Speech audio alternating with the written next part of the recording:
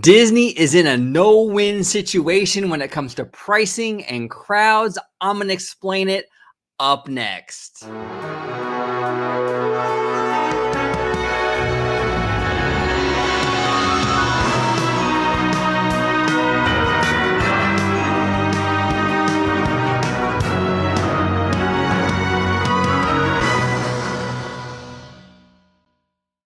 Welcome aboard to another episode of Orange Grove 55. So in this episode, I'm going to talk to you guys about how Disney is really in a no-win situation in terms of like PR, public relations, optics, in terms of pricing and crowds. And you're probably wondering, what do you mean? I'm going to explain it.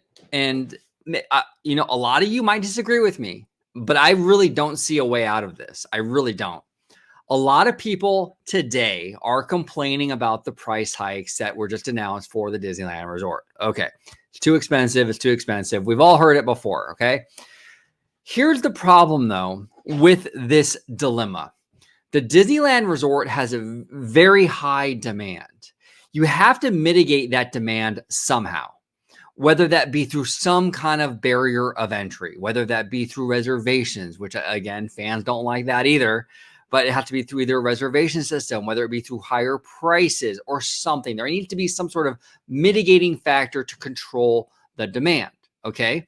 So high prices or higher prices is a mitigating factor, a thing that Disney can use to sort of mitigate the people coming in, right? But people don't like that. People don't like Disney too expensive. They believe Disney is almost like a God-given right, and every family should have access to Disneyland and the happiest place on earth. And that sounds great on paper. We can all hold hands and sing Kumbaya and just, you know what? Yeah, Magic Keys and Disneyland tickets should all be super cheap, and every family that wants to go should be able to go. And again, that sounds great on paper. But what happens when that becomes a reality? What happens when that becomes a reality and you get to the park? You think you're going to have a good experience when Magic Keys and tickets are super cheap and affordable? You don't think that everybody and their mom is going to try to get tickets and Magic Keys? You think that the issues now with crowding are bad? Could you imagine what would happen if the Magic Keys were half the price they were now? So you'd get into the park, it would be wall to wall. And if they still had the reservation system in place, you would never get reservations. You would be a year out before you can get reservations. So then the complaint would be, Disneyland's too crowded. Once I get to the park, I can't do anything. Peter Pan has a 7.5 hour wait. Well, wait a minute. I thought you wanted every man, woman, and child to be able to afford Disneyland. Now you're complaining there's too many people in the park, right? This is the problem, you guys. Disney will always fall on one side of the trap or the other.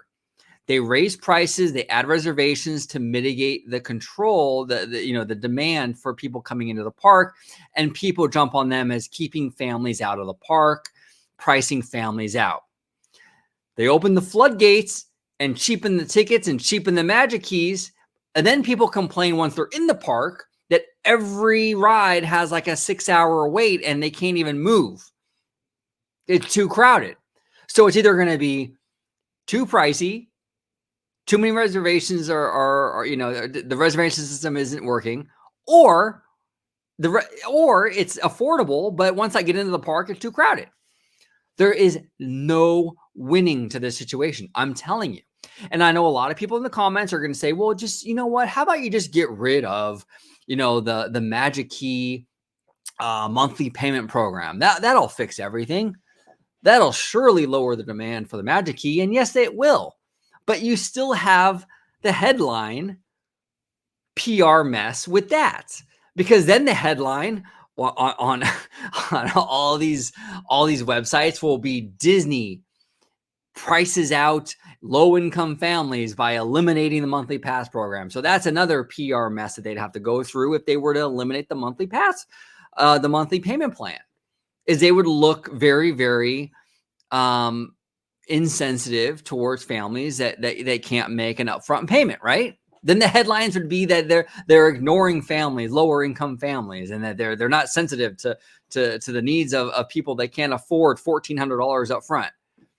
This is a no-win situation for Disney. I'm telling you guys, this is a no-win situation. You raise the prices, they get hit hard saying that they're pricing families out. You lower the prices and make it affordable, then they get hit hard saying that the parks are too crowded. There's no win. And I wish there was a win. I wish there was something that Disney and the fans could be happy with. Because I'll be real with you, I've been a Disney fan for a very long time. And I've seen decades of price increases and the same old song and dance and the same old complaints, and with the crowding, the same old song and dance and the same old complaints. I wish as a fan community, we can just kind of be happy and we can be happy with the results, right? But I don't think that's possible. I really don't. I think whatever Disney does, it's going to make somebody mad. It's either going to be too pricey or it's going to be too crowded. There's no winning. So that's just my opinion on it. If there is a magic solution to it that I'm not aware of, I am so open to hearing that. Comment down below with that magic solution because I'd love to hear it. I would. I hope there is some kind of magic solution that just kind of fixes all of it, but I really don't think there is. I'll be real with you. I really don't. I do want to give you guys a quick programming note. Tomorrow at 12:20 California time, I'll be doing a live show with my buddy and collaborator, Mr. Vash Sky. We're going to deep dive into these price increases and the trams returning and all that good stuff. We're going to do a whole live show tomorrow, 12:20 California time. So be there, set your notifications. We would love to see you there and join the conversation. But what do you guys think about what we talked about today about Disney's no-win situation? Do you agree with me? Do you disagree with me? I would love to hear from you. And as always, have a wonderful, wonderful day. Bye-bye.